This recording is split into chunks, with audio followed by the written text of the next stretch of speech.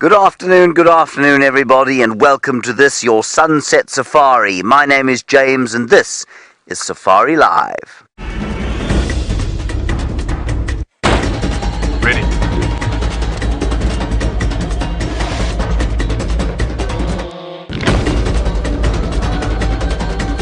Standing by.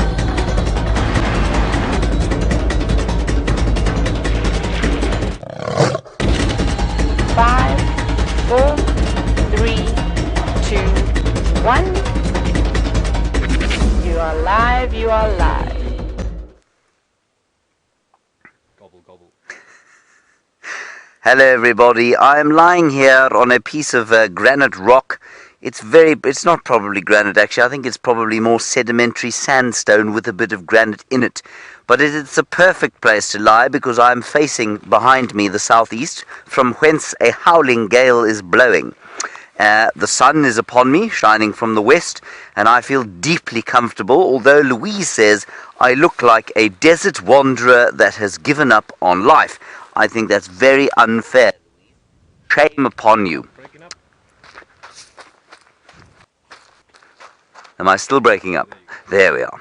So every so often the sound breaks up, and I do apologize for that. Now, Brian is on camera, in case you hadn't figured that out from the gobbling turkey that let me know we were live, and you can see a very magnificent mustachioed thumb today. That's most impressive, Brian. Yes. On the other vehicle, we have Brent Leo Smith, and he's being driven around by, well, no, he's not. He's being filmed by David Eastaugh.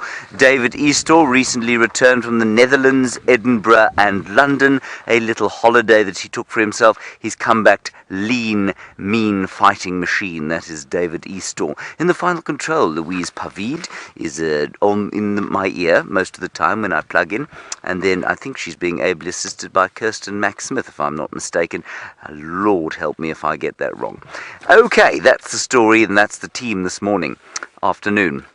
We are heading off to the far east today, and you know what we're looking for, everybody. We're looking for ostriches. I'm hoping to try out the incredible ostrich attraction technique taught to us by Hayden Turner when he was here. Now, Cat and Tamper and many others, you are now in a bit of a Twitter. I did mean to do that Twitter thing. Did you notice that, Brian? Very nice. Yes. Now, if you want to be in a bit of a Twitter like Cat and Tamper and many others, you can talk to us, #Safari Live on Twitter. Otherwise, emails at questions@wildearth.tv. Now, the Twitter has been caused by the fact that I said Gerry Camacho, who is, I don't know too much about him, other than that he's a very sort of well-respected leopard researcher who knows things about leopards that many sort of formalized researchers don't, mainly because he spends so much time around them. And I think his interests extend to other big cats. But one of the things that he said is that he doesn't think that these Birmingham boys, the 4 of them that are dominating this area, the dominant male coalition, is in fact the Birmingham boys at all. He doesn't think that they come from the farm Birmingham in the Timbavati. I don't know who he thinks they are, but for now we're going to keep calling them the Birmingham boys. I just think that's quite interesting, and we must try and find out from him perhaps who he thinks they are and why he thinks they are who they are. Yes. Now, like I say, we're going off to see if we can find some ostriches. I'm also hoping desperately to see the Wahlbergs eagle. There is a Wahlbergs eaglish type bird there, Brian. You see it flying there. Now, the Wahlbergs eagle, of course, our first migrant bird. Hopefully we'll see it. I know what's going to happen, though, is that I have been scouring the skies and burning my eyes out for the last goodness knows how many days, and I've no doubt in my mind that Brent Leo Smith will look up one day or 1 minute at the lion sighting, and he will spot a Wahlbergs eagle. Because that ain't one, is it, Brian? That's the same thing that fooled me just before we went live. That, everybody, is the African Harrier hawk, with whom we spent a very pleasant time this morning, watching it flying about the place, calling, and then I had a request by somebody, and I forget exactly who it was, to play the call again for you. Let me quickly do that for you, because it's a haunting, haunting call of the African Harrier hawk. Are you ready, Brian? I'm ready. Here we go. Oh.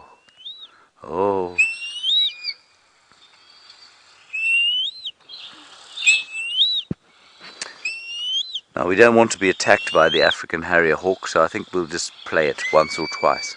That's for the one we had today. Oh, it was dreadfully plaintive today. Good. On we go.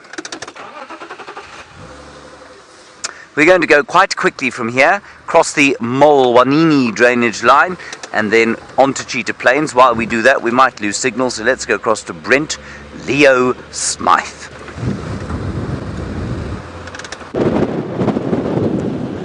Welcome to today's Sunset Safari, and we are very excited to take you on an African adventure, even though our aerial has fallen down, Dave. And of course I have Dangerous Dave, the objectified dish on camera, who's trying to fix the aerial. There we go. Well done, Dave.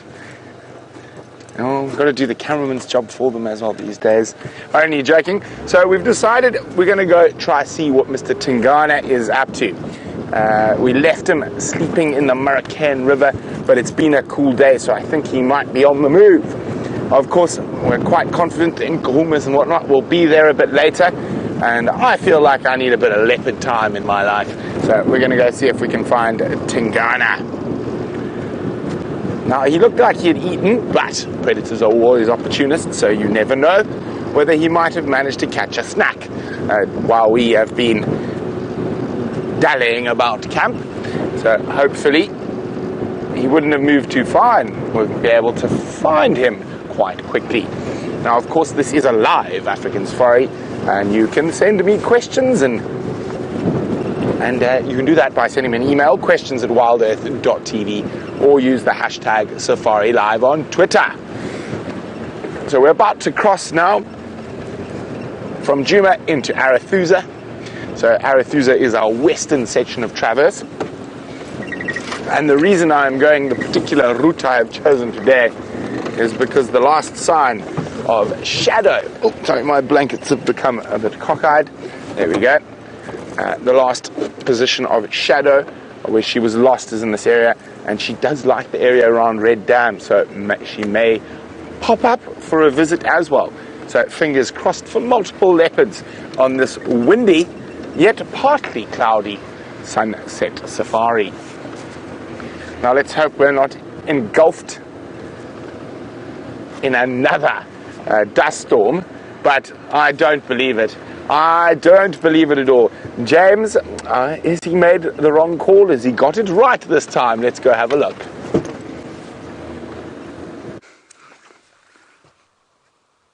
It's there, wrong call, my foot. That is a Wahlbergs eagle beyond any doubt in my mind, everybody. It has got a very thin, square tail. It is the right colour. Its wings are the right shape. Welcome back, old fellow. It's good to have you with us. Harbinger of the spring and the good times to come. I'm very happy about that, you may have noticed. Did you see that, Brian? Did you see how happy I was? Yes, I was ecstatic.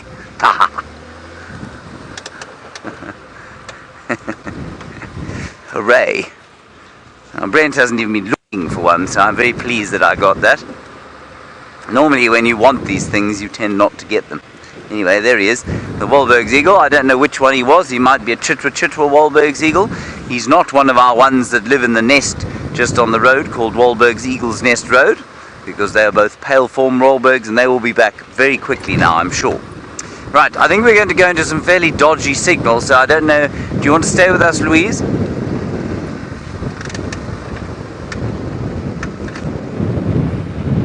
Good, you do want to stay with us. Oh, we can't. Okay, let's go across to Brent quickly. We'll just jump through this drainage line and see you the other side.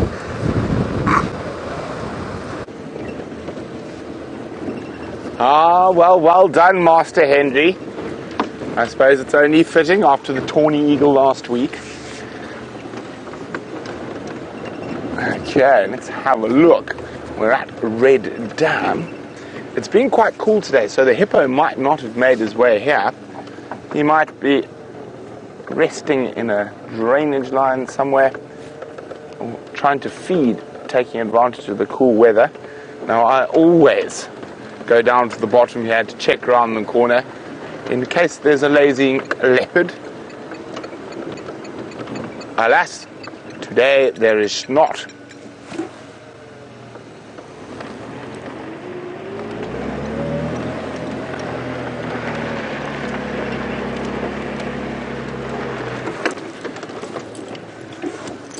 But we're not very far from where we left Tingana. And as I said, there's always a chance of shadow here.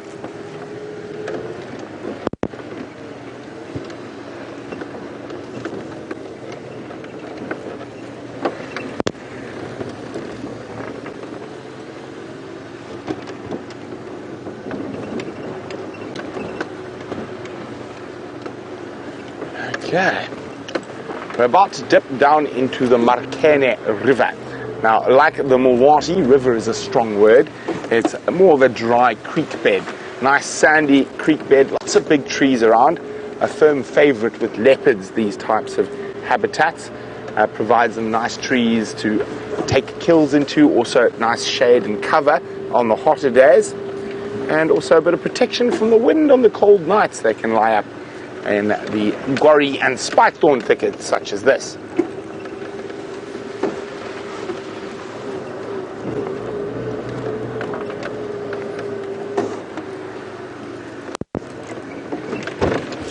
Now, a very big welcome to Trinity May.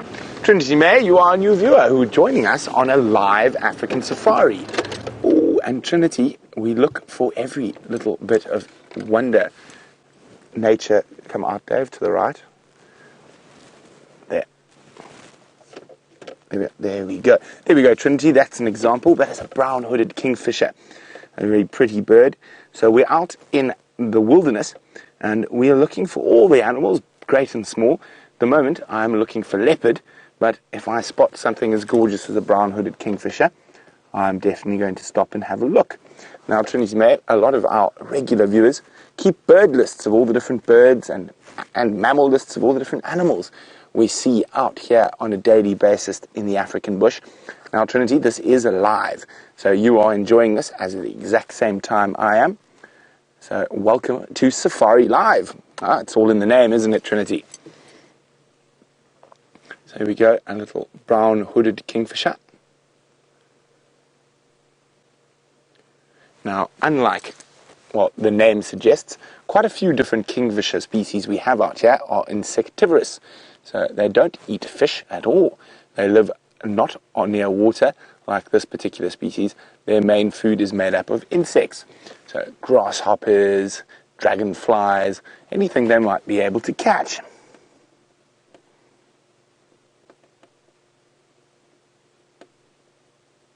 Pretty.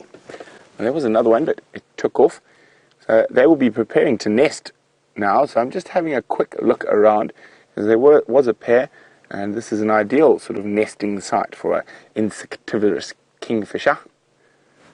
And then a dead tree like we've got here often has hollows where the kingfishers can make a nest. See if we can edge a little closer to this little kingfisher. And a few hours ago, Trinity, I actually saw a leopard, and that's what I'm looking for now. But if the kingfisher, oh no, off it goes.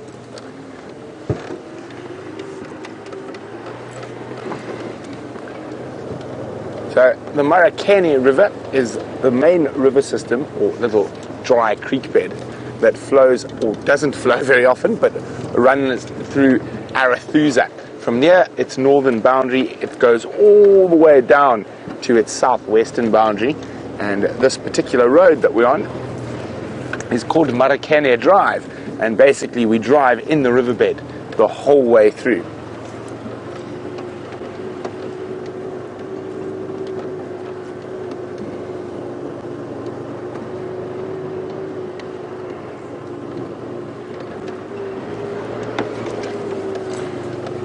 So for those of you not sure, we are in an unfenced wilderness that's about 8.5 million acres, covers 3 different countries, and is one of the premier wildlife safari destinations in the world.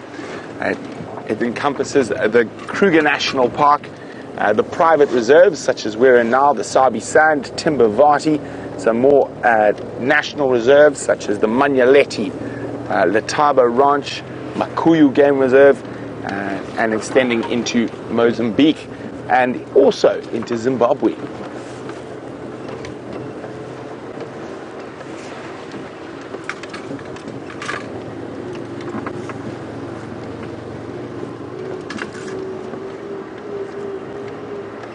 Okay, So we left that leopard just around the next corner.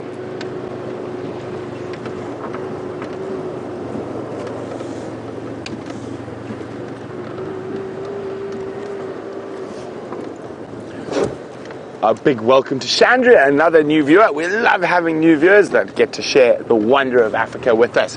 Chandria says she only found the stream yesterday and absolutely loves it and is very happy and says we all do a good job. Well, we're very grateful for that. Thank you, Chandria. We do have to hit cameramen with sticks every now and then to make sure they do their job. Well, I think the cameraman moved my stick out of the car before I got hold of them. It's a long one I can tap them with. Oh, and I do love wildflowers, and it looks like the wild plumbagos have started to flower. Very, very interesting little flower there. The white ones are wild and indigenous to this area. The blue ones are not. So the white ones, also known as a tattoo plant. Now, in a lot of sort of cultural, ceremonial rituals, and a lot of the African people, the plumbago, which is this plant here, is used. If you take the roots and you wrap them around your skin and leave them there, they have got an acid in that burns into the skin and actually leaves a permanent mark. So used for rites of passage and ceremonial scarring, the tattoo plant or plumbago. Dave was quite impressed with that. Yeah, see. We haven't had a chance to speak about flowers because we are in the middle of the drought, so there are not that many flowers out and about at the moment, and wildflowers are one of my favorite things in the African bush. Even wrote a very unsuccessful little book on them. Seems like not that many people are as interested in flowers as I am.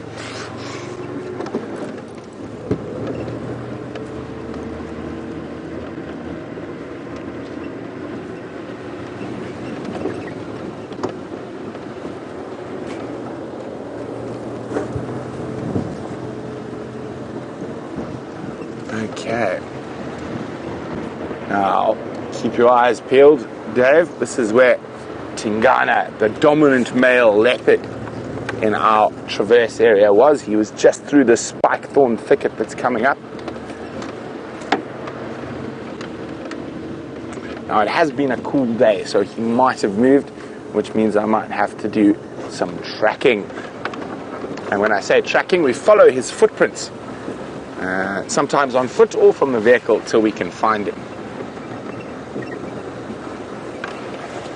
There's always the chance he might be snoozing in the exact same spot we left him.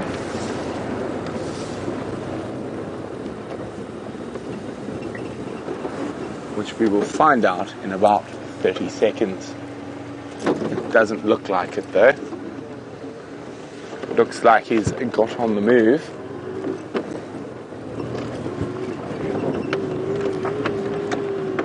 Might not have moved too far, so it always pays to just check carefully around. As I said, on a cool day like this, I think he might be moving. Okay, well, he's definitely not where we left him.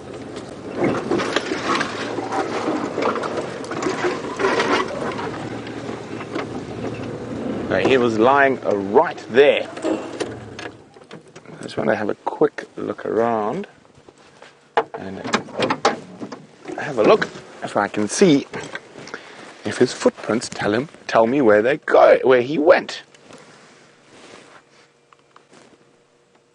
Just Franklin, little birds. So this is how we quite often find these creatures. Aha! But there was a car here when I left, and I'm taking the easy tracking route. Because I see car tracks going that way, which means they probably were following him while it was moving. So no need to do the hard work just yet.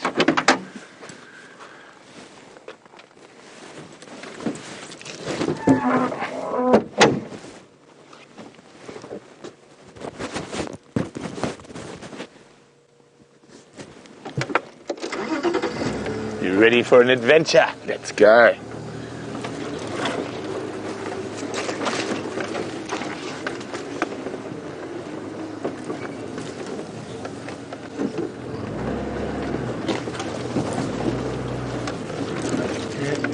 Let's just see where these car tracks go. They go deeper into the block. Okay, so while we try to find this elusive leopard, let's go see what James has been up to.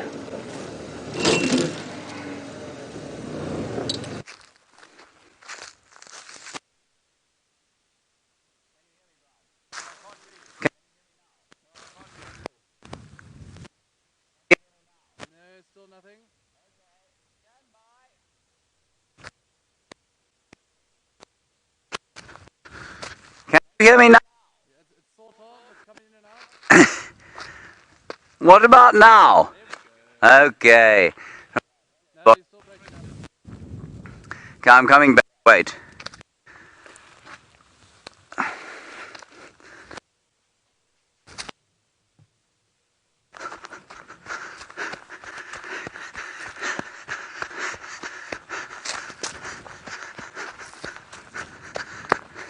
Can you hear me now? Oh, excellent. Hello, everybody. Sorry about that. Right, that's a fig tree.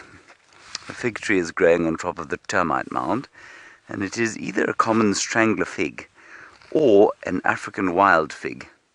I'm hoping it's the latter, because what we read about it the other day was numerous. Now, if you look there, you see that there? You can see some milky latex coming out of it.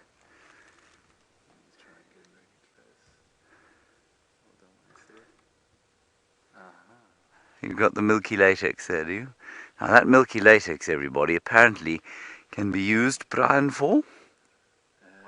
Put it in your eyes? Put it in your eyes for cataracts. Yes. So if you have a cataract, you put that in your eye and you go permanently blind in that eye, and therefore you don't worry about your cataract any longer. I'm not sure if that is the case, but I don't believe that it actually works for cataracts. We were reading about that the other day. The roots, and you can see the roots, because it's a strangler fig, they actually go all the way up the side of the tree there. Those roots can be powdered, and you put them in porridge. And if a woman has porridge, now, have you got me? Yeah. So you take those roots and you crush them up, and you put them in porridge. I'm not sure why it should be porridge as opposed to a drink or your vegetables. But either way, you put in your porridge, and if a woman has had a miscarriage before, apparently this will prevent that the next time around. So those are just two of the traditional uses of the fig tree, what do we call it? The African wild fig, common wild fig. Then, Brent, remember I had that tree the other day here, and I didn't know what it was, and we took it home, and Brent told me that he found one a while back in the garden of the place where he and Jamie live. And it's called an African plain tree, Borchilia tortilis. And so I just wanted to tell you that, and as I said that to you, I thought, well, obviously I will find one here. But I've just driven through a whole forest of them, and I can't find it again. So on our way out of Cheetah Plains, I will show that one to you. Borchilia tortilis. Now, in order to remember the Latin name, I will have to repeat it 7,000 times today. Borchilia tortilis. Hello, Nigel in the United Kingdom, Borchilia tortilis. You want to know about why it is that the big trees are on termite mounds, or why it is that there are big trees on termite mounds. It's the same reason that the grasses that grow around termite mounds are highly favored by grazers. Rhino and buffalo and zebra especially love to graze around termite mounds. And Nigel, the reason is that it's extremely nutritious. When a termite colony feeds, what they do is they go and collect dead wood and dead plant material. They take it into the burrow, into the mound, they eat it, they mix it with fungus, and then they poop it out eventually as dung. And that gets mixed into the sort of mound and the material that makes up the mound, and especially the material underneath the mound, because remember, the mound is actually the typical tip of the iceberg sort of story. And so what that means is that the soil around the mound is very, very nutritious, and on the mound likewise. And so the tree will naturally, if you fertilize a tree or you fertilize a plant and water it well, it's going to grow larger than a plant that isn't fertilized or looked after properly. And that's what happens with the trees. They're like well fertilized trees. And some trees will only grow on mounds and will certainly favor them. And two great examples that we get here: the weeping boer bean, Scotia brachypatella, and also the brown ivory, Berkemia discolor. They love to grow on termite mounds. And it's interesting because the one really good example of the brown ivory that we have in my favorite spot on this reserve does not grow out of a termite mound. It goes straight out of the ground. Perhaps there's a harvested termite colony underneath it somewhere, but it doesn't grow out of a big mound like the big ones we were looking at earlier. Right, we're approaching Djuma Dam, not at Djuma, it's at Cheetah Plains, and this is where we last saw those scraggly Styx cubs, and they seem to have been spending quite a long time around here, so I thought it's just worth doing a little turn around here first, just in case, because we're obviously off to find the ostriches, aren't we? Off to find the ostrich. I've just realized that if I continue singing that, the syllables are going to be too many, so I'm going to stop. Brian, observe my immense power. Wonderful. Thank you. But you broke up when you said all that. Oh, did I? You did. That's no good. We're going to have to break this microphone. I think I'm going to drive over it. I said to you that you needed to observe my immense power. It was quite It was, wasn't it? Good. Excellent. On we go. Yes.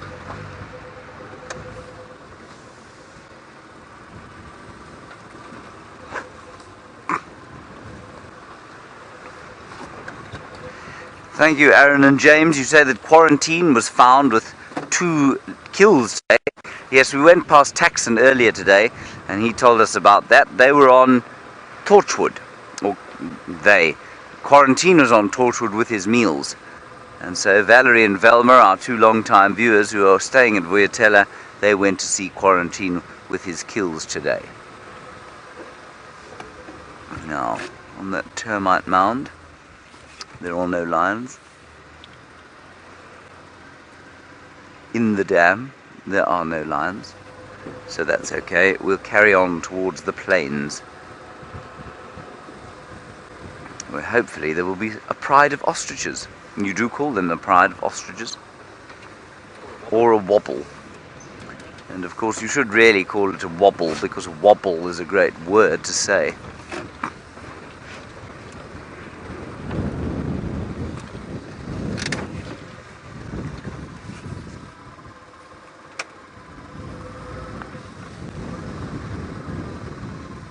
Sorry, I'm looking a bit like this because the comms are very bad. Pam in Arizona, I'm going to assume, I think your question is, can I please explain how it is or what we should do when we walk into lions if you view lions on foot, and why the way they do? Is that correct?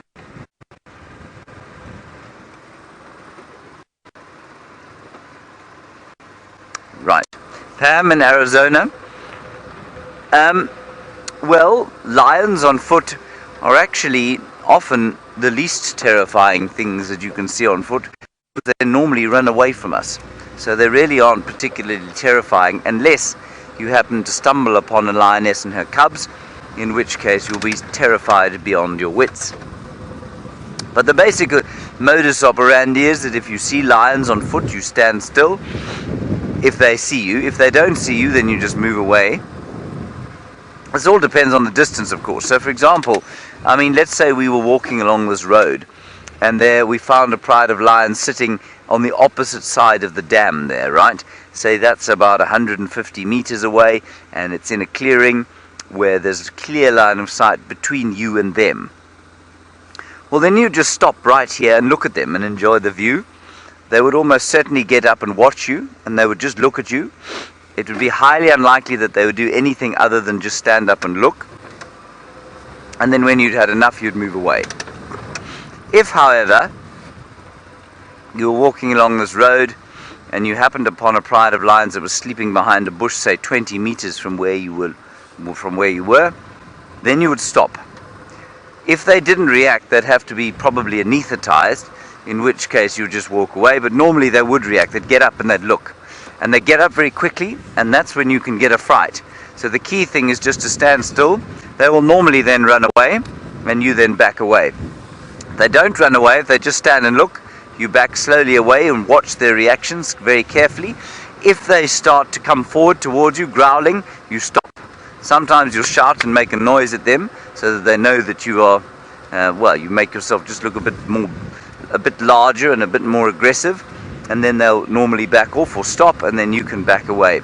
Sometimes that process of backing away, you take a step back, they take a step forward, that can take up to 20 minutes to kind of play out until you can increase the distance between them, but then normally you're fine.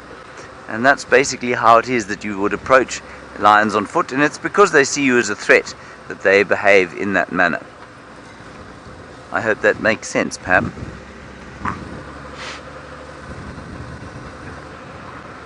Just getting an update on the radio now. No, nothing so far.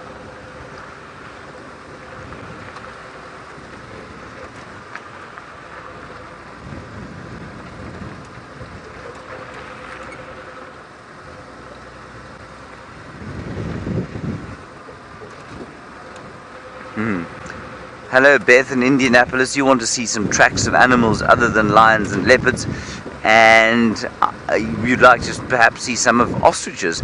If I can find an ostrich track, I will show it to you with pleasure. But certainly we will try and find some other animal tracks, especially while the light is good. I think it's going to probably get a bit dull as we go towards the evening, but yes, definitely we will try and find you some interesting tracks to see.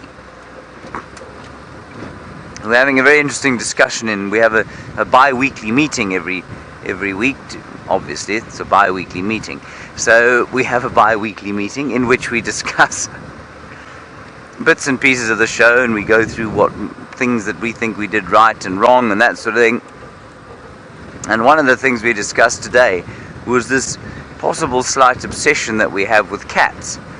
And it got quite heated, which was quite good, and we wanted to know, we go out and that's exactly what the feedback was. We go out and we track cats every morning. When we go out, it's always, I'm going to find a leopard or I'm going to find a lion. And so that is often only the only tracks that you see, and that's not very fair on any of the other animals out here, I don't think.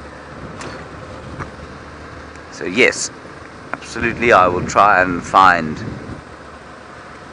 some more tracks. It is a little bit windy today, so it will be a little bit difficult. I'm going south onto the southern boundary now, and while we do that, let's go across to Brent and get an update from him, find out what's going on with Tingana now.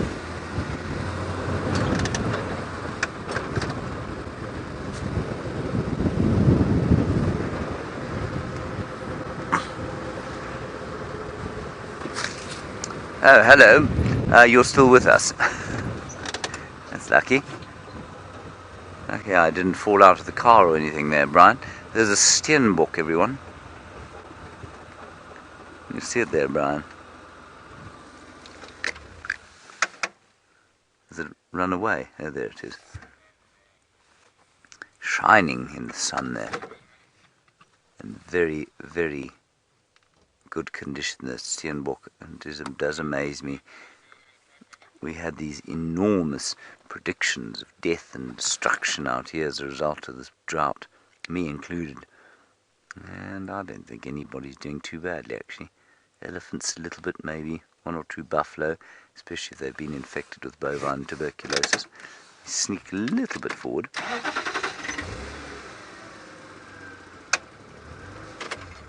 And that Steenbok, goodness knows what he's eating. They're supposed to eat corms and roots and fresh grass and buds and that sort of thing.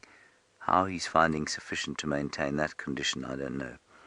But just like with your dogs, and just like, well, with you, when you've got shiny hair, you know that an animal is in good condition. And in this particular case, I think the Steenbok is in fine fettle.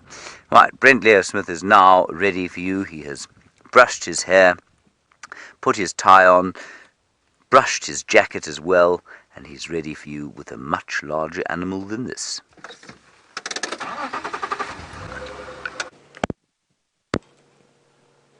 Well, there's an elephant hiding behind the bush. So far, I'm just trying to get an update. It seems like that leopard's moved, so I'm not quite sure exactly where he is. But we also have the biggest animal and one of the smallest animals right next to us. Dave, do you see all watching us very intently in the termite mound? There's a whole business of dwarf mongoose. Hello, little guys.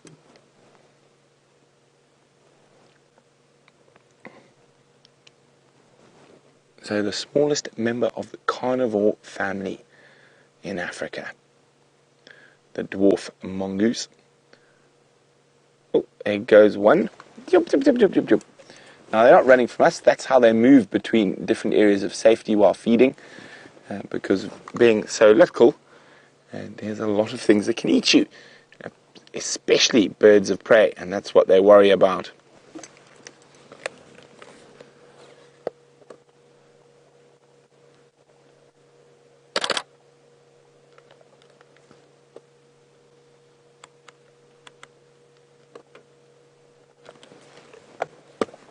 Very, very cute. There we go. I can only see a single elephant at the moment. I'm just going to wait for it to move a little bit further out into the open.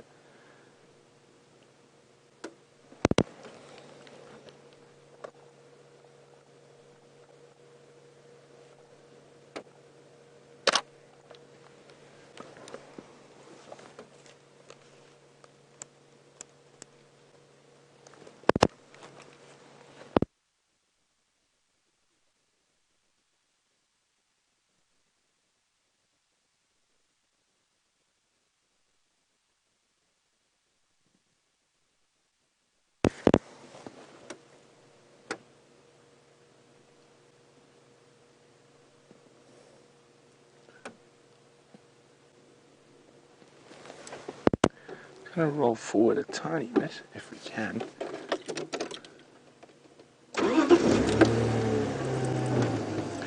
It's just his. How's that, Dave? There we go. So it does look like a young bull, probably early teens. Sorry, late teens. And it's not uncommon for them to be pushed out of the breeding herds while their hormones are racing. They tend to cause a bit of havoc and upset the females quite heavily. They normally hang on the periphery, so there might be a breeding herd not too far away, but he's been banished to the edge.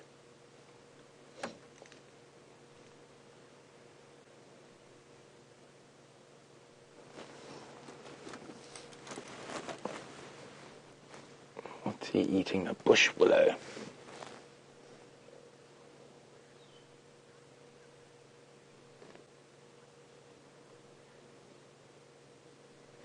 Now, the little dwarf mongoose is still watching us quite intently.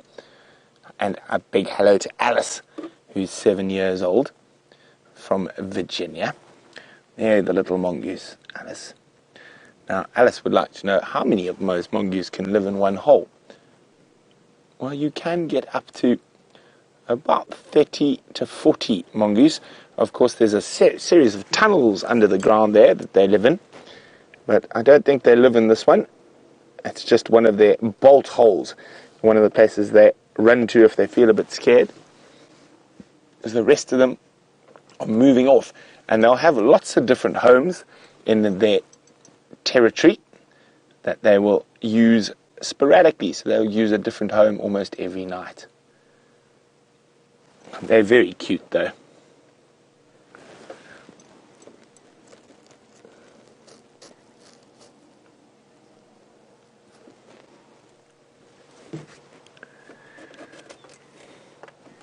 Well, hi Sabrina, who's 18 years old and from Germany. She says, firstly, those dwarf mongoose are beyond cute, and that they definitely are. But Sabrina would like to know, what do they eat? Well, they are omnivores, Sabrina, so if they can, they'll eat little mice and rodents that they catch, also insects, scorpions, small snakes, fruits. So they'll eat whatever they can catch. They will dig up spiders and grubs and all sorts of things as well. So they've got a very varied diet. One of their favorite things in the world to eat, and that goes for most mongoose species, is the eggs of ground nesting birds. And if they ever find them, they become very excited and start going.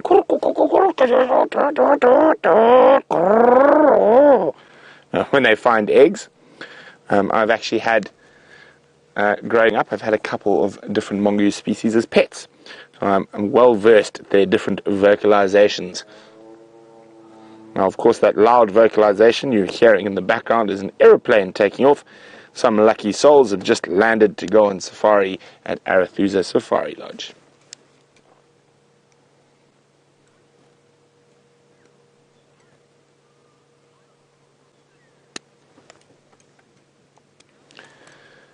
Now, Cheryl in Oregon is wondering, are they able to climb trees?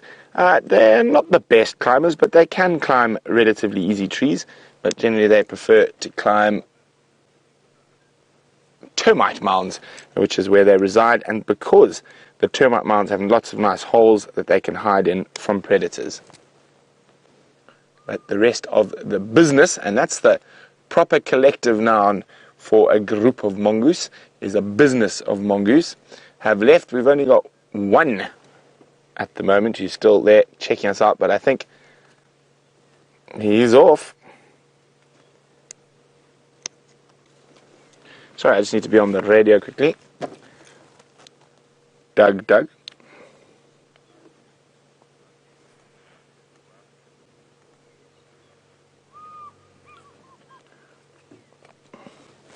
Copy, Doug. From where we left him this morning, it looks like I left Amant there, and he's got tracks sort of going south into the block. But I'm not sure exactly where he left him, because those tracks went across the road and kept going. So I don't know if you can get hold of Amant on the Eastern Channel. I can't from this distance, and see what the last update was.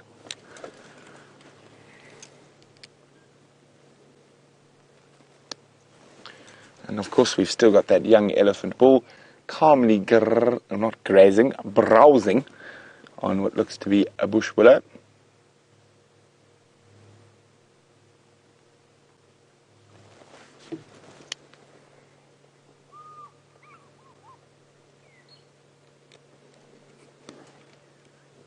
Well, a big welcome to AG, another new viewer.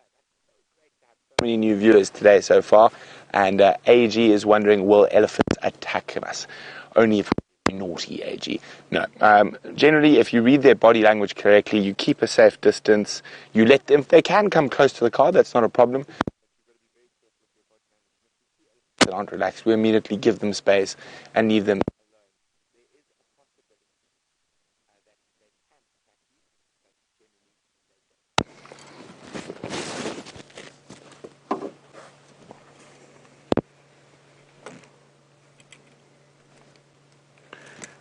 So there we go, and Ellie's slowly moving out into the open.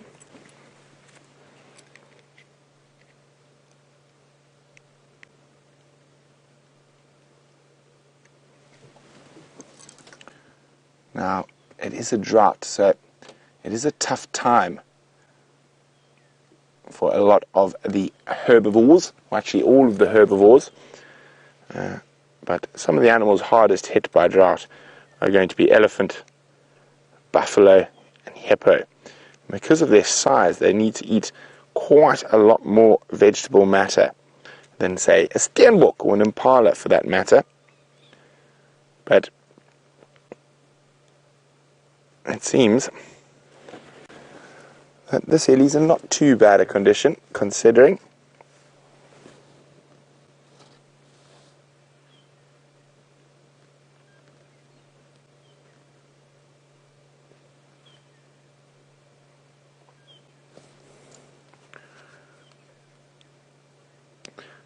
Copy, thanks very much, Douglas. I'll go have a look there now.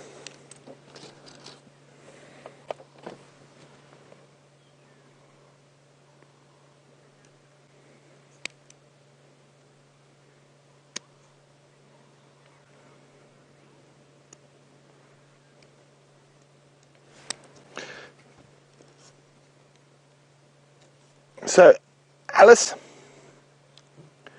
is wondering how long an elephant can live for. Well, Alice, an adult elephant can live to about 65 years old. And what happens is they only have 6 sets of teeth, sorry. And at the end of that last set of teeth, they're unable to digest. So they normally die of starvation.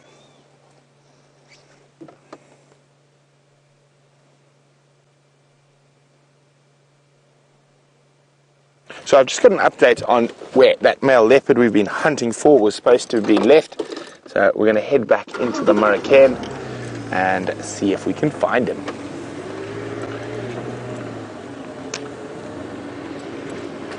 Now, with a single elephant bull around here, there's a possibility that there could be a lot more elephant around, so we will keep our eyes open. But while we do that, let's go see how James is doing in the Far East.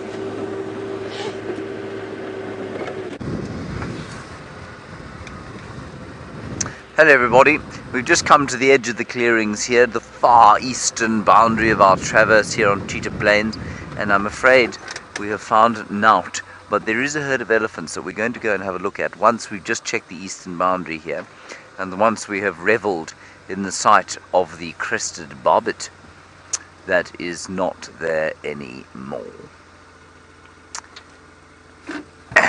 Brian, deeply irksome. He was so pretty. No, he's not there anymore. Oh, there he is. Can you see him? He is on that scraggly bushel. There we are. Pop. There's the crested barbet. Now, everybody, that bird is about 30 meters away from us. And yet he's almost full frame with this very clever camera. Well, now he's not at all, but, you know, he was. Marvellous. Now, the reason we're just going to the edge here, of course, this is called typical guide sort of hubris. Brent had Inkanyeni here the last time he saw her, and so now I must go here and check every time, just in case she's come back again.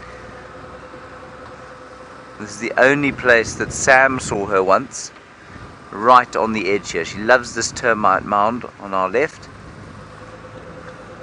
She likes that termite mound on her right, which we're not allowed to go to because it's in Mala Mala.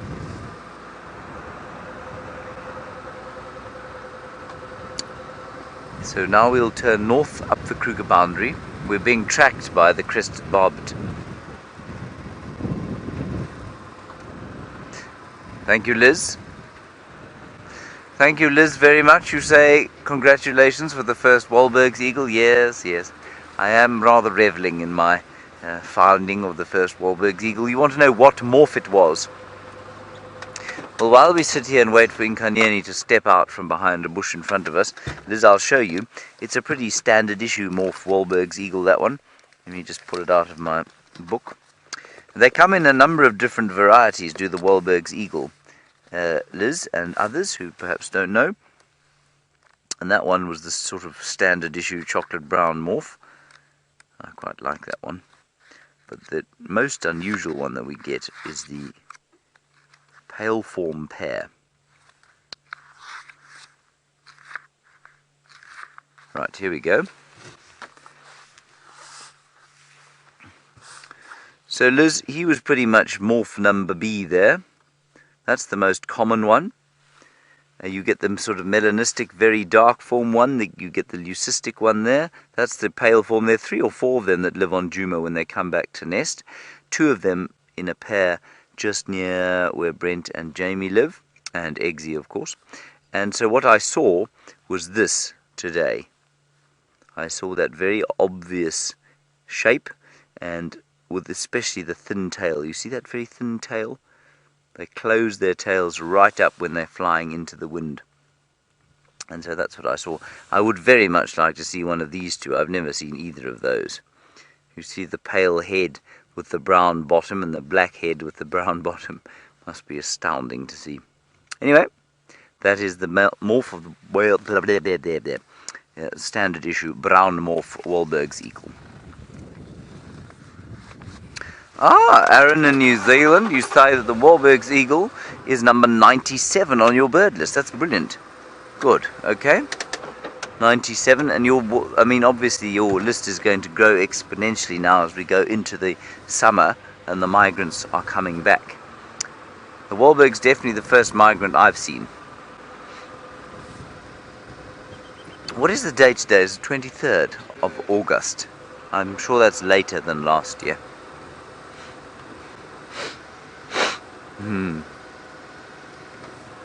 Hello Sarah, you're wondering about the weavers and when they'll return. And Sarah, the great conundrum of course is that they never left. They're always around, but they lose that yellow colour during the winter time, so they don't have that very obvious yellow colouring, the males, so they just look like little brown birds. And I think we often pass them off as sparrows, but they're around. But Sarah, the reason we didn't see them too much last year was because of the drought, and they often like to build those incredible nests that they weave over water, hanging over water. They just couldn't do that last year.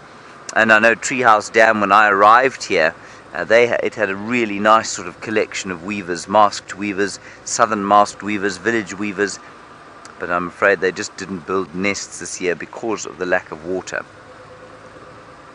So hopefully when we get some water as we go into the summer, they get that yellow plumage again, and then we'll see them, and then they'll start to weave those rather spectacular nests that they do. Now, the elephant should be just through here somewhere, Brian.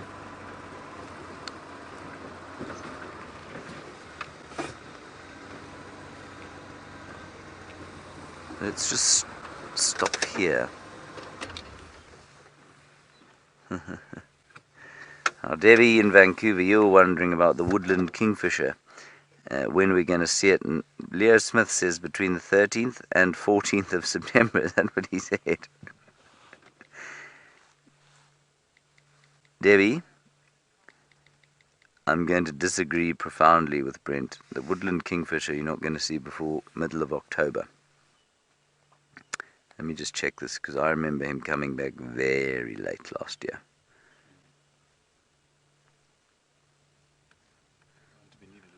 It may have even been in November. Yeah. Widespread, blah, blah, blah, blah, blah, blah, blah, blah, blah, blah, blah. Here we go. Migrate from present northwestern Botswana, November to April. Zimbabwe, October to April. Gauteng, KwaZulu-Natal. Yeah. Well, it says it could come back here in September, but last year I seem to remember it being, was it around the 20th of October I thought it came back. It was much later than I thought it was going to come back, and I just never noticed it before. So let's see. Brent says 12th to 15th. I'm going to say a full month later than that. I may be quite wrong. I shall be happy to eat humble pie. Well, not happy, but I will eat it if I'm required to. And just while we're driving along, if you don't know what the woodland kingfisher looks like, well, I shall show you. And I'll try not to have an accident while I'm showing you. Brian, you'll tell me if you see a leopard, will you? Yes. So the woodland kingfisher there is number 1. Tell me if we need to stop, Brian, or if the camera is steady enough. There's the woodland kingfisher, and he goes, Brian, what does he do? There we go.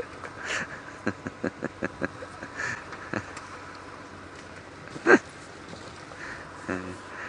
marvellous. Okay, we're going to turn back down the way. The elephants haven't come through here.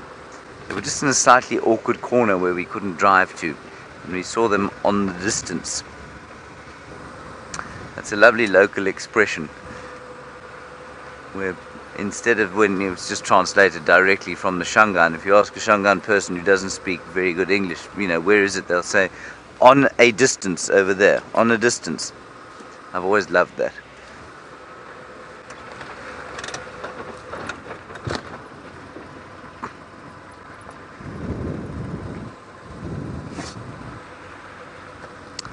Hello Holly very difficult question to answer, therefore a very good question. You say, how many elephants are there wandering around our area of this park? Well, we're traversing about 6,500 acres. The last time that I saw a count in the Sabi Sands for elephants, it was about 900 elephants. At the time before that, it was 250. It's so variable that it's impossible to say. So, given the amount of water that there is here at the moment, and given the amount of drought there is, and therefore the lack of water that there is in the Kruger, I'm going to say probably at least upward of 1,000 elephants in the Sabi Sand region. That's 60,000 hectares. We're on about a 20th of that. So about 5% we traverse, less than that, slightly less than 5%. So, anything between 100 elephants at some stage, probably as few as 20 at others. So it really does depend on movement all over the place. In the park, we're not sure, they don't release the numbers anymore, which is slightly distressing. The entire Kruger Park, but I think they're probably upward of 15,000 elephants. There they are. Now, we're going to be a little bit careful here, because the last time I saw a herd of elephants at Cheetah Plains, I was chased quite severely down the road. So I'm going to watch this herd quite carefully. It looks like there's a bit of a argy-bargy going on there, and what we want to look out for is a cow with only one tusk. She gave us a big rev last time. So let's just see what's going on here.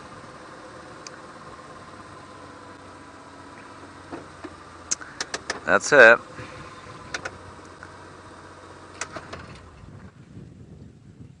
That's almost certainly her. Let's just wait and see if she turns towards us. Not the big one, that one there, yeah. That's a bull behind her. It's obviously giving her a little bit of uphill. She might be an estrus, and that's why that bull's looking.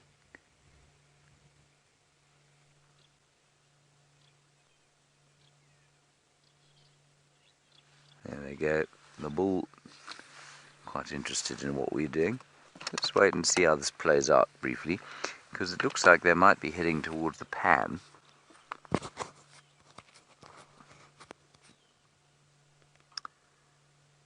Yeah. See, he's now interested in us and what we want. Move a little bit closer.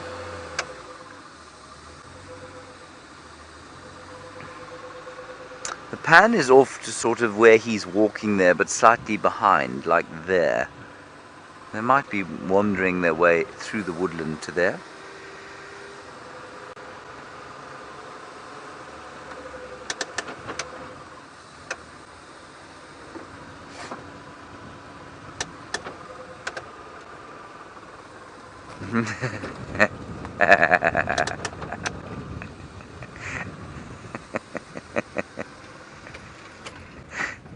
Hello Mia, aged just 4 years old. Let's have a look at these elephants. They seem to be quite relaxed around us at the moment. Mia, you say, what is an elephant's favorite food? Your favorite food is peas. Well, Mia, I'm sure your mum and dad are very happy that your favorite food is peas. Most 4-year-olds' favorite food is not peas, and it's a struggle to make them eat their peas. So that's great. But an elephant, Mia, has different kinds of favorite food depending on the time of the year. So at this time of the year, their favorite food is bark. So they eat a lot of bark off trees, and I'll cut you some a little bit later when we've got away from these elephants. That's what they like to eat now. In summertime, especially in January or February, we get special fruits on some of the trees called marulas. And then the elephants love marula fruits. And they love marula fruits even more than you like peas, Mia. What's your favourite food, Brian? Oh, it's a tough one. It'll probably be a fruit. A fruit? Yeah. Not ice cream? No, like a strawberry. Strawberry, oh yes, strawberry is delicious. I think they are some... Oh, look, Brian. there's a beautiful flower there, the first flower of the spring. It's a morning glory, an Ipomoea species. I can only think that it's grown there because some animal has relieved itself right on the seed, because there's been no rain to have encouraged that thing out of the ground. Isn't that amazing? In the sea of kind of brown. I suppose we did have that spattering of rain the other day, didn't we? Maybe a bit of rain fell there, and that's why that Ipomoea morning glory has popped up out of the ground. Now there's a bit of a story playing out here with these elephants. We've got that one there, but definitely that cow who is walking through here without the tusk, she's definitely being trailed by that bull. And Donna, you want to know how tall that bull was? Well, just to make sure we're all on the same page, when we say tall, for a bi- or quadrupedal animal like that, it's the shoulder height. So from the bottom of the front foot to the top of the shoulder, or the top of the back. And that elephant was probably about 9 feet tall. He was good height. So that's pretty tall. I'm 5'8". Brian is 6'4", and that elephant had almost 3 feet on Brian, and that's just at the shoulder.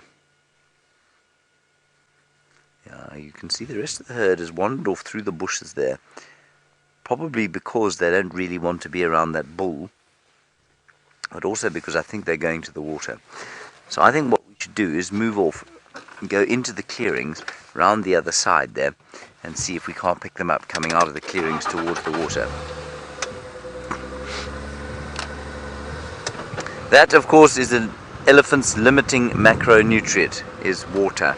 They need it very much, and they can survive with just about anything else, but they must have water in much the same way that a buffalo must. Right, we're just going to speed around the corner here.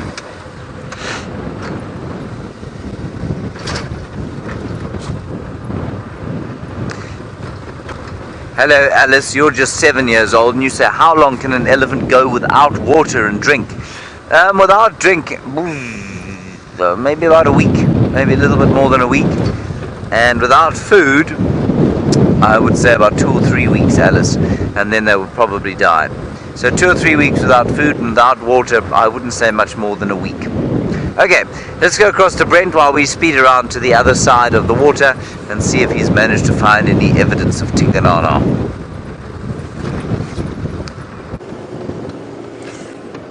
Evidence indeed, and very promising evidence. Fresh tracks heading south in the river. So I've come out and we're going to go around to see if they cross here, and what happens in the next 5 minutes is going to make our decision for us where we're going to go next. So I'm going to go really slowly and look for the tracks here. Fingers crossed, he's just lying on a termite mound looking at us.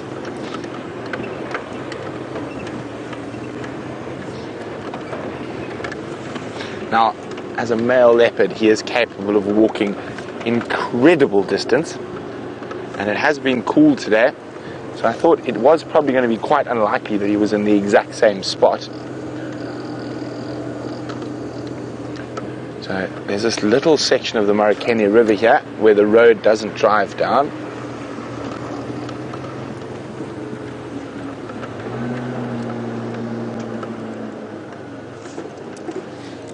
Hi Philo. Philo is in Texas. And a new viewer. It's so great to have so many new viewers today. Welcome guys to Safari Live.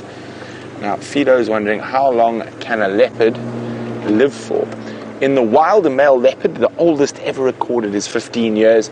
In captivity, they can live over 20, but a male, generally not more than 14 years in the wild.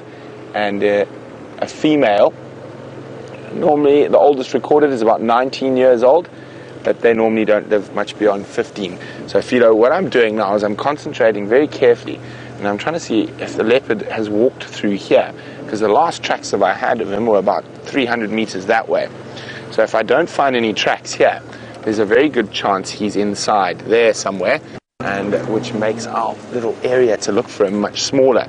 And what I'll probably do is I will go around, check to make sure he hasn't gone to the west, and if he hasn't, take a little stroll, see if I can find him on foot.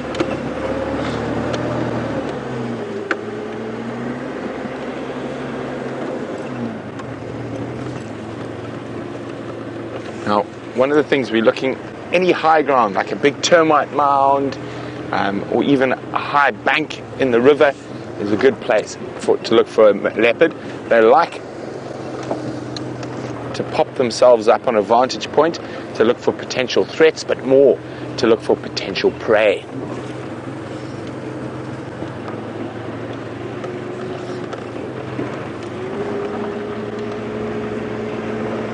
Okay, so there is a possibility he might have come out and onto this road, so we need to check very carefully here.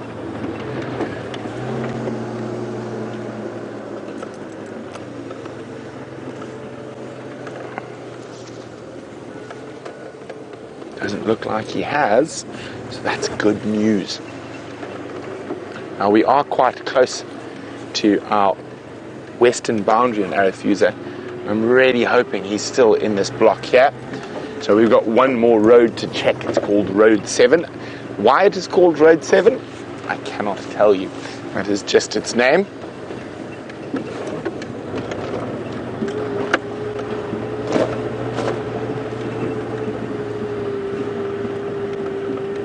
Now, he could, of course, have caught something, so he might be in a tree, so it's one of those things you gotta look down and up constantly.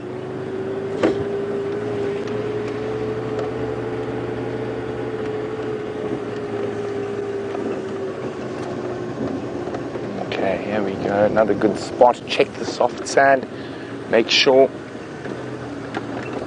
we don't miss him crossing on the hard ground.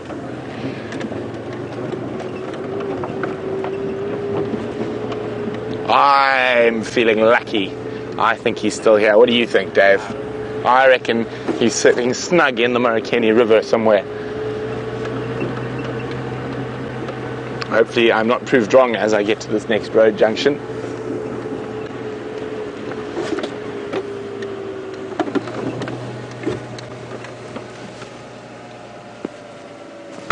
No sign. That's good. No sign at the moment is a good sign.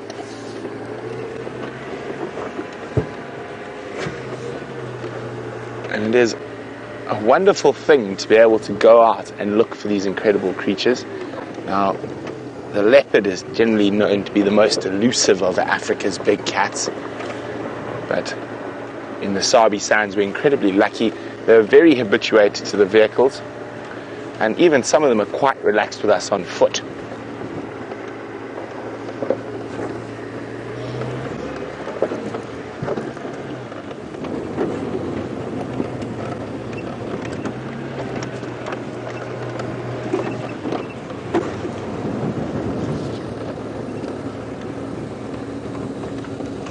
But while we try to find you the elusive male leopard, James has got those incredible elephants about to have an afternoon sundowner. Puza. Hello everybody, indeed, here are the elephants making their way to the waterhole. Unfortunately no ostriches as yet, but you know, that's just how it goes, really. And they're all coming towards this little waterhole, Cheetah Plains, unsurprisingly called, Brian. Cheetah Plains pools. Cheetah Plains. Cheetah Plains Pan, correct. As opposed to trifecta water pans. 3 in a row, lady pans. That's the one. Right. Now, this is not the same herd we've just seen, by the way. I did hear some other elephants in the bushes from where we were sitting, and so this is a slightly different herd. You can see the matriarch out front there, very obviously the matriarch. She's got full tusks. Let's just see them come and drink there. I'm tempted to go a little bit closer. Brian, are you happy here? Or should we try and just eke a little bit closer? Let's try and go a little bit closer. I don't want to give them a fright at all, but they're all obviously very thirsty. And why they've decided to drink from there, where they're on the top of the bank, and not from a little closer around this side, I don't know. There we go, that's a slightly better angle. Beautiful light you can see on them. I shall now take a world-class photograph, Brian. Are you excited to see it? I am. Aye, not a trace of sarcasm there. I may be wrong.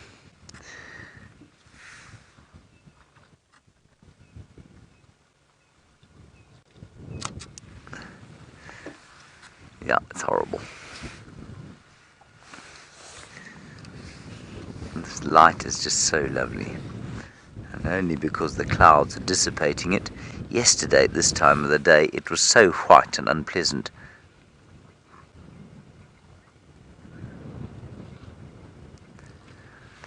Hello Laura, you're wondering about when we usually get our rains. That's a question in Africa, like answering the question, how long is a piece of string? It really is very difficult to say when we normally get our rains. You'll probably find that they'll come in November sometime, the main rains. I'm going to sneak slightly forward again. Probably in November. But we might get some decent rain before that. I'm sure we'll have 20 millimeters before that or so. That's about just over an inch. And Laura, with just an inch of water and a week of sun, everything here, all these plains will turn green completely. The trees respond much more to daylight than they do to rain, so they will start to green up from the beginning of next month. That's a beautiful shot. Wonderful. Well done, Brian. Gorgeous.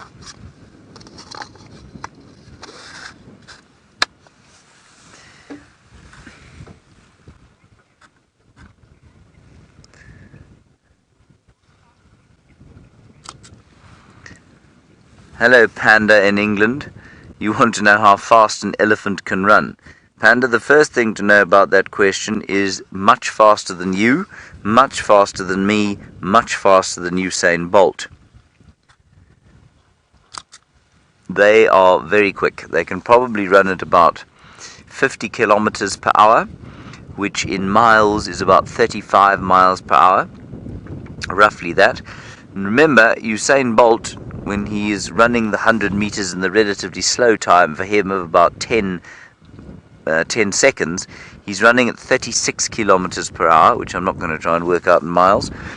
So they're very fast. They don't look fast, and they look like they're not agile and that they can't climb and they couldn't get up and down over logs and things. You won't believe how agile these things are when they want to be.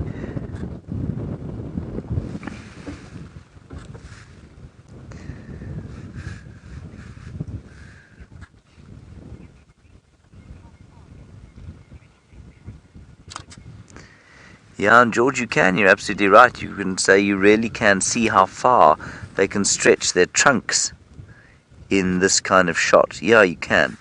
Absolutely. And, I mean, an interesting one. Of course, we've seen those trunkless elephants. A couple of, there's a half-trunk herd where one female's got half a trunk. We've seen a bull drinking here, and he's got probably only a third of his trunk left. He can't drink like this. He has to get down onto his knees and put his whole mouth into the water before he's able to have a drink. Poor fellow.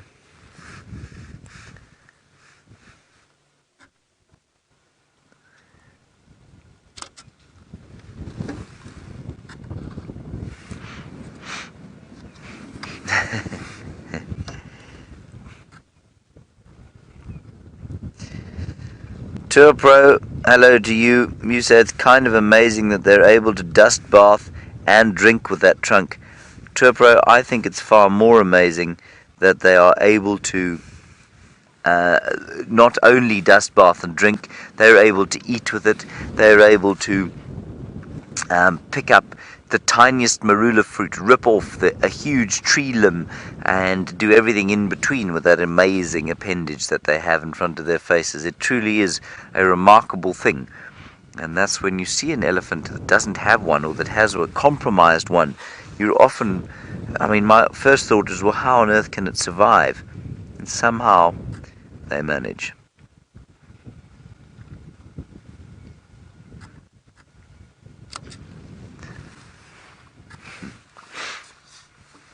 Now, Brian, here comes the other herd.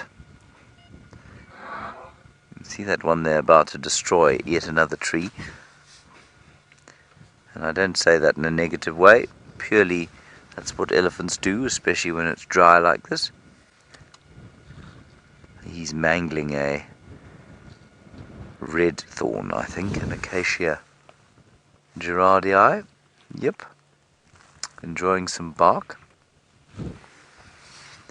I think that's the other herd, unless it's two young bulls that are trailing this herd, perhaps.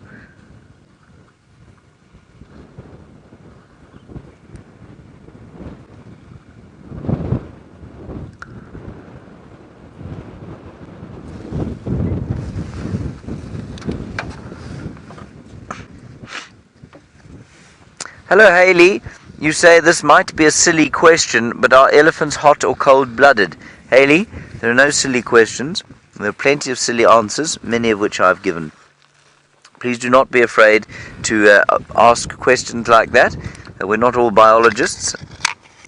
They are hot-blooded or warm-blooded, but all mammals are warm-blooded, Haley. So elephants and all other mammals are hot or warm-blooded, as are birds. The cold-blooded vertebrates, or animals with an internal skeleton, are the fishes, the reptiles, and the amphibians. But all mammals are warm-blooded. So that would include elephants and impalas and lions and us, monkeys, baboons, nyalas, all sorts. There are a huge number of elephants now emerging into this clearing, everyone.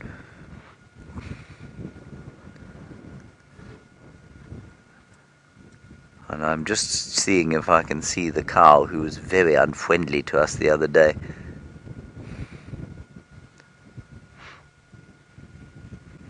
I can't, so far.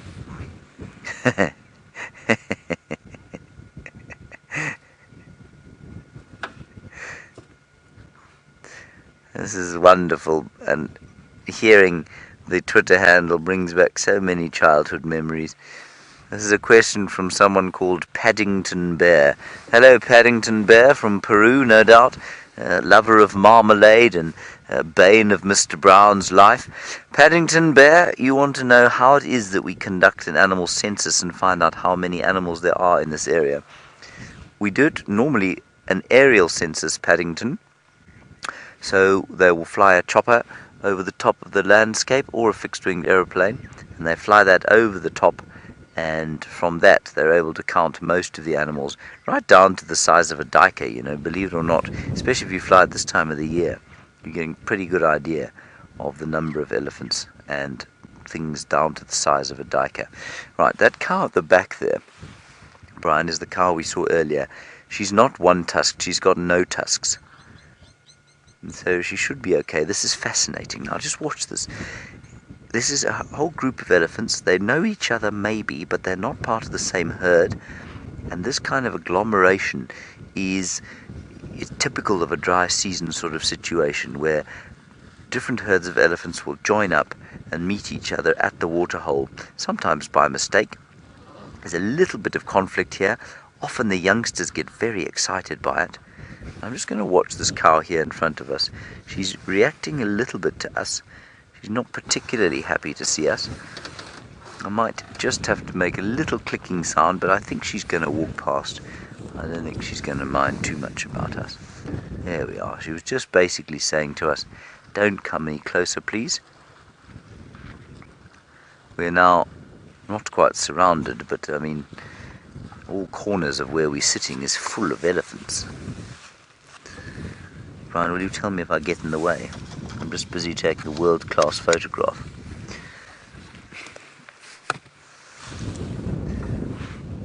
Hello, James Bear. You say, is this a pumped water point? James, it most certainly is a pumped water point. It's called Cheetah Plains Pan. It's a hole that's been scuffed in the ground and there's a pipe leading to it from a borehole. So yes, it's absolutely a pumped water hole. And they're all coming to this side, James, because this is where the entrance is, which means that the cleanest possible water is coming out of where this elephant cow is standing there. That's where the inlet is, and elephants don't like dirty water. Not that this is dirty, because there are no buffalo lying in here or anything else like that.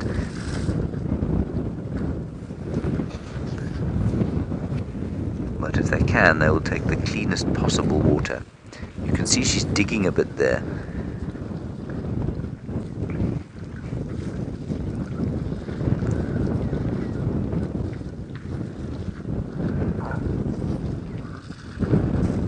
Isn't this a wonderful scene?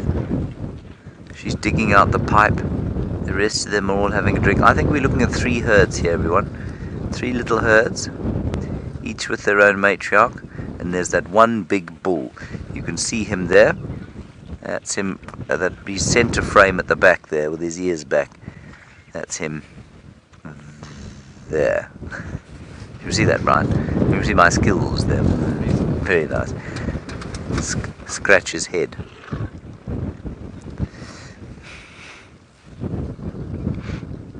He's not a very big fellow. He's going to get a lot bigger.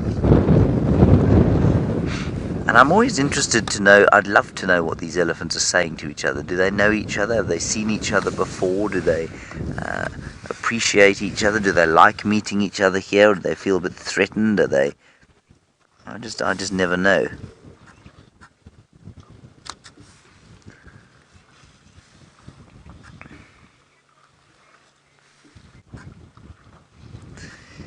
Gabby, you want to know if both male and female elephants can grow tusks. Gabby, in the case of the African elephants, the answer is absolutely they can. In the case of the Indian or Asian elephant, the answer is no, they cannot. So in an Asian or Asiatic elephant, only the male grows tusks. In the case of the African elephant, both the forest and the savanna elephants, which we have here, you find that it is only, at least it's both male and female that grow tusks, but sometimes no one grows tusks. Like in the case of that female. I've seen a bull, there's a massive bull that knocks about here sometimes, and he's got no tusks at all. And then you can see that cow there who's got no tusks, and that's genetic. And interestingly, I've seen a few herds where the matriarch or a large female within the herd has no tusks, and so there's often one of her offspring that doesn't have them either. And that is a disadvantage, not really from a defensive point of view, but from an eating point of view. It's difficult for them to eat as effectively as others that do have tusks. And I'm sure you've been watching of late when we've watched the elephants, especially during these drought times, sort of putting branches between their tusks and their trunks. And in so doing, they're able to sort of snap off branches. It doesn't make so much difference in winter, in summertime when there's grass, but it does in winter. Now this cow is now sort of doing a major excavation around the water inlet, and I think there's quite a strong conversation going on here between them. And I'll tell you why I say that. That one there, yeah, who's just on your right-hand side, is very clearly pregnant. She's very swollen-bellied when she turns around. She's watching me. She's listening to my voice very carefully. She keeps turning her trunk to have a bit of a smell. I've no doubt that she's talking to the rest of the herd here in some way. There's that very low rumbling that they make, and 90% of the time we can't hear them. See, she's just giving a little sniff at the air, turning her trunk towards the wind, which is blowing from the direction that they came in. Then, Brian, the tuskless cow there, who's just turned round, there she is. She's had her head up almost the whole time they've been here, and she's been looking from side to side. She's either talking to her own herd, or she's talking to the others. I don't know which. But I think she's the matriarch of that little herd.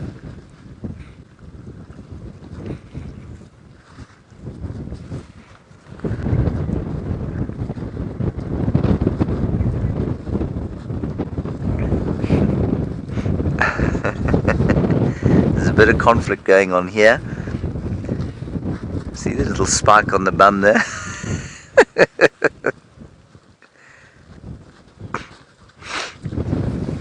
They're chasing off a young bull there.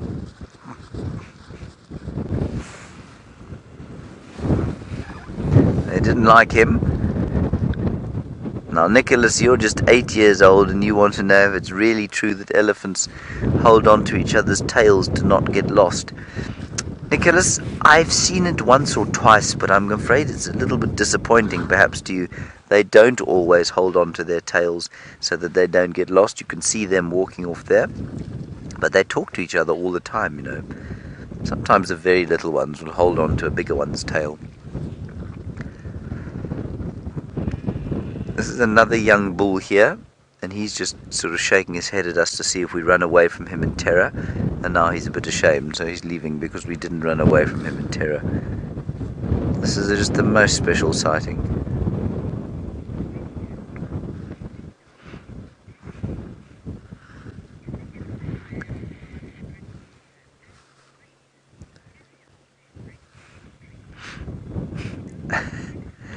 Hello, Sela in Texas. You want to know if an elephant uses its nose to drink water? Does it hold its breath when it's drinking? Was that the question? Sela, yes, absolutely. It has to hold its breath when it's drinking. I'm pretty sure it can breathe through its mouth, though, if it has a trunk full of water. But yes, essentially, at some stage, eventually, it's going to have to stop breathing while it sprays the stuff into its mouth. But they can breathe through their noses and their mouths. And they've chased off that bull now, and they've decided they've all forgiven each other, and they're all coming back. And now it's a whole big group of them. They're not so easy to separate anymore. Perhaps they've decided they like each other. And that bull is playing with a stick now because he's feeling a little bit nervous. Right, here comes this young bull. He's in full charge. He's not really, he just wants a bit of water. Another man in full charge at the moment, Mr. Brent Leo Smith, and he's got himself a scavenger.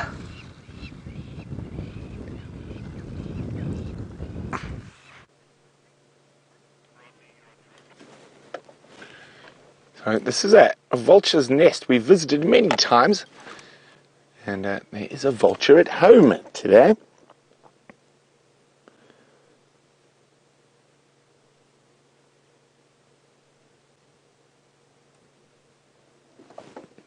Now, although we see vultures quite regularly outside of the large protected areas, they're in quite big trouble.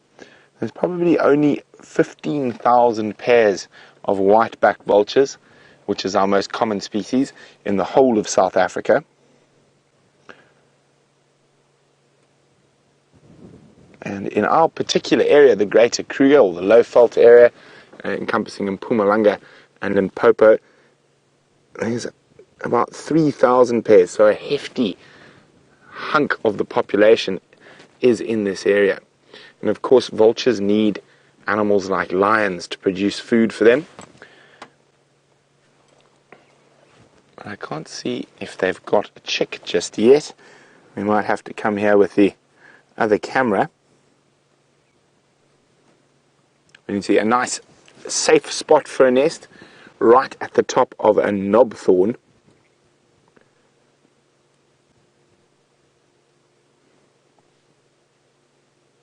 So it's the males who do most of the building of the nest, and even though it looks quite rough from here, there's a lining of nice soft grass on the inside and sometimes green leaves. But in our part of the world, the favorite tree to nest in is the knobthorn.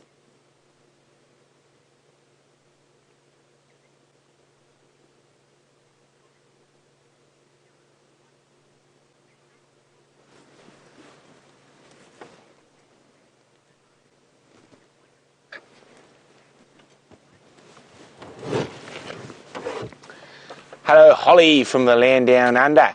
Welcome, Holly. Holly said she only stumbled across Safari Live last night, and she's just loving it. Such amazing adventures in Africa. Well, welcome on the adventure, Holly. Great to have you on board.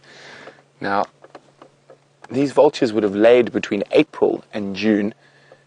And I'm just trying to remember, I'm going through my brain, trying to remember when they're probably going to be born. It's about 60 days, so what are we now, August? So there's likely a chick in there at the moment.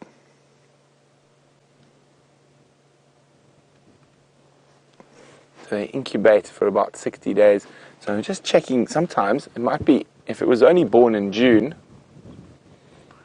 or might not be hatched yet, but you do see a little head pop out when they are hatched. So I don't see anything there now. We're going to have to come back and check once a week to see when that baby starts showing its head. You know, I'm still convinced that Tingana, the male leopard, is here. I went for a walk. I had his tracks almost all the way to where that tree with the buffalo weaver nests in is. So there we go. But I have to come back to the vehicle to see you guys, and I'm hoping he might pop out down here. So if we get no luck, I'm going to do another loop around here. I found where he actually went up on top of the termite mound, he laid down, then he went down the termite mound. So hopefully he hasn't gone too far. And of course, danger as we go under the vulture's nest. Safe.